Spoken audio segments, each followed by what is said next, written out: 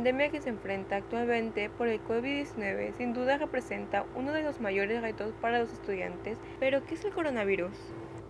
De acuerdo con la página oficial del Gobierno de México, en este caso se trata del SARS-CoV-2, o también conocido como COVID-19, el cual apareció en China en el mes de diciembre del 2020. Básicamente, es una familia de virus que causan enfermedades, desde el resfriado común hasta las enfermedades respiratorias más graves que puedan existir. Es una enfermedad que se extendió a través del mundo y que fue declarada por la OMS como pandemia global en la que actualmente estamos viviendo. Como podemos ver aquí, estas son las tablas de análisis descriptivo de la encuesta del semestre anterior.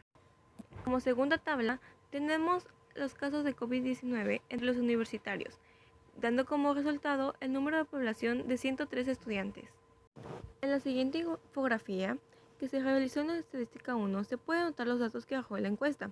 De los 103 estudiantes, el 52.88% son mujeres y el 47.12% son hombres. En torno a los universitarios de México, en la familia nuclear, un 26.54% fueron los casos de COVID-19 positivos. Cabe mencionar que el 96 universitarios, su principal soporte son ambos padres. E igual mencionamos que los universitarios en su mayoría cuentan con equipo propio y adecuado para recibir la educación virtual adecuada.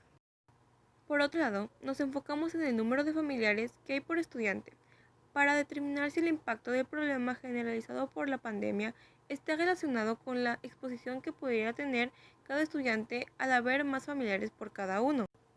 Por eso decidimos estudiar las variables que nos permiten conocer el número de integrantes por familia que hay por cada estudiante para basarnos en los factores de exposición al COVID-19 que tiene cada uno. Nuestro objetivo es aplicar la prueba de hipótesis con base a la encuesta aplicada a los estudiantes de las diferentes universidades de México, para poder determinar si el número de promedio de los contagios que hay por estudiante incrementa más en relación con el número de habitantes que hay por estudiante que estuvieron contagiados por COVID-19. Planteamiento del problema. Se desea saber si el número promedio de contagios que hay por estudiante incrementa más en relación con el número de habitantes que hay por estudiante que estuvieron contagiados por COVID-19.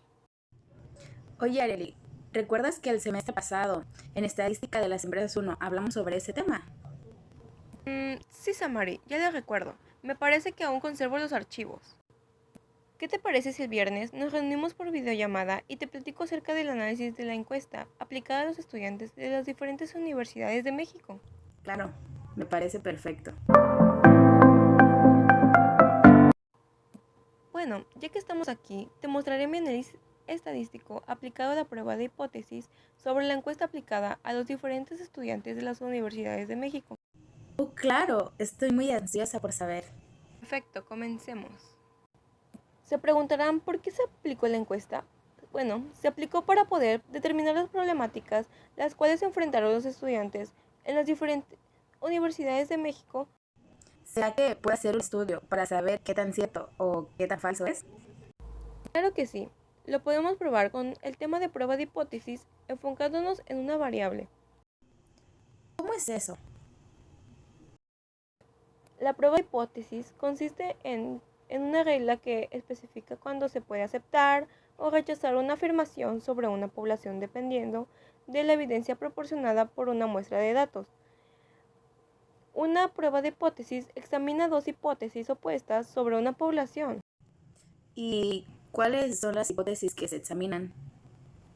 Pero antes que nada, mejor vamos al planteamiento del problema, ya que se desea saber si el número de promedio de contagios que hay por estudiantes incrementa más en relación con el número de habitantes que hay por estudiante que estuvieron contagiados por COVID-19.